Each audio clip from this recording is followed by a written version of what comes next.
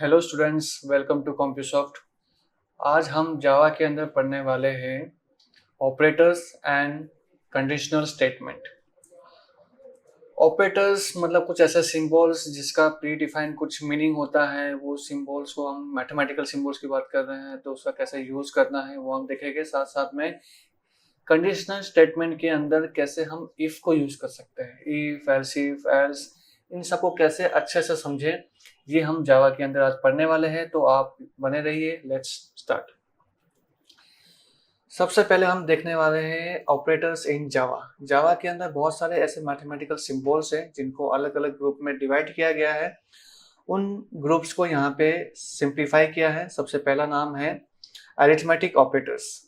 इसमें plus, minus, multiply, divide और ये परसेंटेज आता है। परसेंटेज सिंबल का यूज होता है टू फाइंड द रिमाइंडर।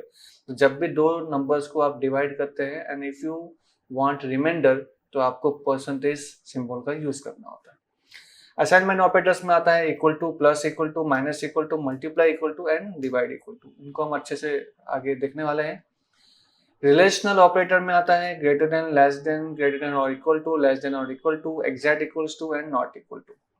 ये सारे कंपैरिजंस करने में हेल्प करेगा आपको। जब भी आपको नंबर्स के बीच में या वेरिएबल्स के बीच में कंपेयर करना हो यूजिंग इफ स्टेटमेंट, तब हम ये सिंबल्स का यूज करते हैं। लॉजिकल ऑपरेटर्स में क्या क्या आता है, एंड और नॉट। जैसे आप यहाँ देख पा रहे हैं कि ये एंड है, और है, नॉट है। तो जब भी मल्टीपल कंडीशंस देनी हो तब हम ये एंड और नॉट का यूज करना चाहे तो कर सकते हैं। इंक्रीमेंट डिक्रीमेंट ऑपरेटर्स में आता है plus plus and minus minus. जब भी हमें कुछ नंबर्स इंक्रीज करना होगा तो हम प्लस प्लस यूज करेंगे, डिक्रीज करना है तो माइनस माइनस यूज करेंगे। लेकिन कैसे करेंगे, that all we going to see. सबसे पहले एक नई फाइल बनाते हैं। एसआरसी फोल्डर के राइट क्लिक करना है, उस पर आपको जावा न्यू जावा फाइल में जाना है, क्लास में जाना है। उसके बाद आपको जो भी नाम देना है दे सकते हैं। मैं दे देता हूँ ऑपरेटर 1, ये नाम दे देता हूँ। इसके अंदर अगर आप यूजर से कुछ पूछने वाले हो तो वो इम्पोर्ट जरूर करना चाहिए, java.util.star या फिर स्कैनर, जो आप लिखना चाहे लिख सकते हैं। अंदर psvm लिखेंगे क्योंकि मेन मेथड है। स्कैनर का एक ऑब्जेक्ट भी ले लेंगे। ये हम पिछले क्लास में जरूर पढ़ चुके हैं, अब आपको याद होगा। अब यहाँ पर हमें कुछ वेरिएबल्स लेना है, जैसे कि हम यहाँ ले लेते हैं x और दूसरा y। अगर मैं x के अंदर वैल्यू असाइन कर देता हूँ लाइक 50 और y के अंदर असाइन कर रहा हूँ 4 और एक z ले लिया है जो कि खाली है और z equals to x percentage y लिख देते हैं। इन शॉर्ट हमें ये प्रिंट करना है कि z के अंदर क्या वैल्यू हमें मिल रहा है। तो हमारा जो आंसर है इस प्रोग्राम का जो आउटपुट है वो हमें क्या मिल रहा है। तो लेट्स सी क्या मिलना चाहिए, कुछ आइडिया गेस कीजिए। 50 को 4 से डिवाइड कर रहे हैं परसेंटेज द्वारा, तो इसका जो रिमाइंडर है वो हमें मिलेगा और रिमाइंडर आ रहा है 2। होप आपको समझ में आ गया होगा कि 2 क्यों आया।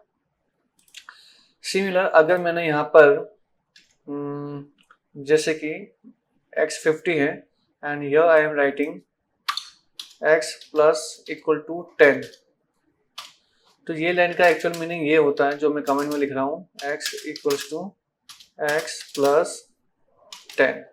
अब ये भी लिख सकते हैं और ये भी लिख सकते हैं, दोनों वैलिड है, दोनों का मीनिंग सेम होता है।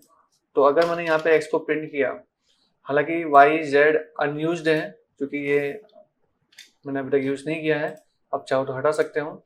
तो ये लाइन का मीनिंग ये हुआ कि x में जो 50 ऑलरेडी है उसी में 10 प्लस हो जाएगा, मतलब हो जाएगा x इक्वल्स टू 60। तो जब आप रन करोगे आपको आंसर मिलेगा 60। तो ये लाइन यही कहता है। अगर आपने यहाँ पे माइनस लिखा होता तो x के अंदर जो 50 है उसमें से 10 माइनस हो जाएगा, मतलब ये हो जाएगा 40। और अगर आपने यहाँ पे मल्टीप्लाई का साइन लिख दिया तो इससे वो 50 में 10 मल्टीप्लाई हो जाएगा जो कि 500 हो जाएगा। और अगर आपने यहाँ पे डिवाइड कर दिया तो 50 में 10 डिवाइड कर देगा और ये हो जाएगा 5। होप आपको ये लाइंस सारे समझ में आ गई होगी। यही चीज बताइए। कंपैरिजन हम बाद में देखेंगे, लॉजिकल भी बाद में देखेंगे, लेकिन ये प्लस प्लस माइनस माइनस जो है, इंक्रीमेंट डिक्रीमेंट, ये देख लेते हैं। तो जैसे कि मैंने यहाँ पे लिखा x प्लस प्लस, तो इसका मतलब ये है कि x के अंदर जो नंबर पहले से है उसी में 1 वैल्यू इंक्रीज होगा, ओनली 1। तो अब मैं इसको रन करूं, और इसका ऑल्टरनेट ये है कि आप ये लिख सकते हो। एक और ऑल्टरनेट है, x प्लस इक्वल टू 1 लिखो, ये भी आप लिख सकते हो, तीनों का मतलब सेम ही होता है। अब इसका आंसर आएगा 51, ठीक है। और अगर आप लिखते हो माइनस माइनस तो हो जाएगा 49। अगर आपको दो नंबर प्लस करना तो आप ये मत सोचना कि मैं 4 बार प्लस लिख दूं तो 2 नंबर प्लस हो जाएंगे, नहीं, ऐसा नहीं होता। अगर आपको 2 नंबर प्लस करना है तो या तो आप ऐसे 2 लाइन लिख सकते हो, x plus plus x plus plus, तो जाके आपको यहाँ पे 52 मिलेगा, ठीक है। लेकिन आप एक ही लाइन में नहीं कर सकते। हाँ, अगर एक लाइन में करना है तो फिर आपको थोड़ा सा स्मार्ट वर्क करना है, आपको प्लस इक्वल टू 2 लिखना है, तो ही 2 नंबर प्लस होगा और आपको आंसर मिलेगा 52, ठीक है। ओके, आगे थोड़ा बढ़ेंगे। आगे हमें ये देखना है what are the if statement, how to use. If statement क्या होता है, ये एक कंडीशनल स्टेटमेंट है, ये यूज किया जाता है to make a decision. Programming के अंदर जब भी हमें डिसीजन लेना होगा तभी हम इफ का यूज करेंगे, क्योंकि इफ का बेसिकली यूज होता है टू कंडीशन चेक। जैसे यहाँ पे बताया गया है, सिंपल इफ में इफ लिखना है, ब्रैकेट में कंडीशन लिखनी है, कंडीशन के अकॉर्डिंग जो आपको कोड रन करना है वो कोड लिखना है। तो हम भी एक समझेंगे इसको। हम क्या करेंगे, हम यहाँ पर एक छोटा सा क्वेश्चन समझेंगे और वो क्वेश्चन को मैं ऊपर कमेंट में लिख देता हूँ। Check the given number is more than 100 और नॉट। एक नंबर लेना है, उसको चेक करना है कि वो 100 से ज्यादा है या नहीं। वो नंबर हमने ले लिया है, यूजर से भी इनपुट ले लेते हैं, enter any number. So num is equals to sc dot next int. इस तरह से हम इनपुट लेंगे। अब जो भी नंबर हमने इनपुट लिया है उसको सिर्फ चेक करना है कि वो 100 से ज्यादा है या नहीं। If num is more than 100, इस तरह से कर्ली ब्रैकेट लगाना है। कर्ली ब्रैकेट का मतलब होता है, यहाँ पे हम कहते हैं ब्लॉक। और जब भी जिस भी स्टेटमेंट का ब्लॉक होता है उस स्टेटमेंट के एंड में यहाँ पर सेमीकोलन नहीं आता है। जैसे आप देख पा रहे, क्लास में नहीं आता या मेन फंक्शन में नहीं आता। तो ये सब चीजें पहले से सेट है रूल, ये आपको फॉलो करना है। ये सिंटेक्स है, इसको करते करते समझ जाना है। यहाँ पे हम क्या करेंगे, यहाँ पे हम प्रिंट करेंगे number is greater than 100। Save करते हैं। सिर्फ इफ लिखा है, सिंपल इफ है ये। तो अगर आपको एल्स की जरूरत नहीं है तो नहीं लिखना है, फिलहाल जरूरत है बट मैं अभी नहीं लिख रहा हूँ, ये समझाने के लिए आपको कि आप ऐसे भी कर सकते हैं। तो अगर मैंने लिखा 125 तो आंसर आ रहा है नंबर इज ग्रेटर देन 100, जो कि सही है। बट अगर आपने नंबर 100 से कम लिखा, जैसे कि 45 लिखा, तो आंसर कुछ नहीं आ रहा है, ब्लैंक आ रहा है, बिकॉज इट इज नथिंग, क्योंकि एल्स आपने लिखा ही नहीं है। तो अगर आपको एल्स की जरूरत लग रही है तो आप लिखिए प्लीज।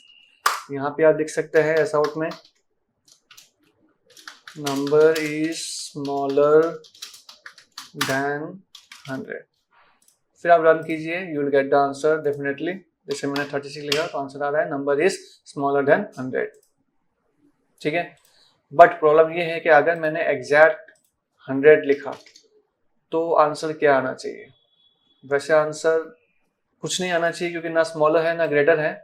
बट हमने यहाँ पे कोड जो लिखा है उसके अकॉर्डिंग आपको ये मिलेगा, नंबर इज स्मॉलर देन 100। देखिए क्यों, क्योंकि इसके पीछे रीजन ये है कि अगर कंडीशन आपका सेटिस्फाई नहीं हुआ तो एल्स का होना पक्का है, और दैट्स वाई यहाँ पे स्मॉलर देन 100 आ रहा है। तो इसको हम क्या करेंगे, इसको हम इस तरह से टैकल करेंगे कि एल्स के साथ वापस एक इफ लगा दो, नंबर इज स्मॉलर देन 100 लिखो। तो इससे ये होगा कि नंबर स्मॉलर देन 100 होगा तो ही आपको ये लाइन प्रिंट होके मिलेगी। जैसे कि अभी मैं लिख रहा हूँ 100, तो क्या आ रहा है, कुछ नहीं, क्योंकि उसको ना ये कंडीशन मैच होके मिला ना ये कंडीशन मैच होके मिला। तो अगर आपको कुछ प्रिंट करना है जब 100 लिखो तो आप एक एल्स लिख दीजिए, वहां पे लिख दीजिए ऐसा आउट, तो यहाँ लिख दीजिए नंबर इज इक्वल्स टू 100। तो जब आप 100 लिखोगे तब आपको नंबर इज इक्वल टू 100 लिखा हुआ मिल जाएगा। तो होप आप समझ पा रहे हैं मैं क्या कहना चाह रहा हूँ। यहाँ पे हमारे पास 3 पॉसिबिलिटी थी, एक तो नंबर ग्रेटर देन 100 हो सकता है, एक तो स्मॉलर देन 100 हो सकता है, एक इक्वल टू 100 हो सकता है। तो अगर 3 पॉसिबिलिटीज है तो आपको पहले इफ लिखना है, फिर एल्स इफ लिखना है, फिर एल्स लिखना है। इस तरह से आपको मेथड को अप्रोच करना है। बट अगर आपके पास 4 पॉसिबिलिटीज है तो आप पहले इफ लिखोगे, फिर एल्स इफ लिखोगे, फिर एल्स इफ लिखोगे एंड देन एल्स लिखोगे। तो इसका कहने का मतलब ये है यहाँ पे कि आपको स्टार्टिंग इफ में करना है और एंडिंग एल्स से करना है। बीच में मल्टीपल टाइम्स एल्स इफ आ सकता है as per the need, as per the question, ठीक है। सो सिंपल इफ की बात हो चुकी है, इफ एल्स भी हम देख चुके हैं, साथ साथ में एल्स इफ भी क्या होता है ये हम समझ चुके हैं। तो अब बात करते हैं कुछ क्वेश्चंस की। ये क्वेश्चंस आपके लिए है, ये आपको ट्राई करना है, एक एक क्वेश्चंस की प्रैक्टिस करनी है। कोई डाउट हो तो जरूर पूछना है, और डाउट ना हो तो अपने आप पे प्राउड फील करना है that you did. So next video में मिलेंगे, तब तक के लिए good bye, take care and thank you.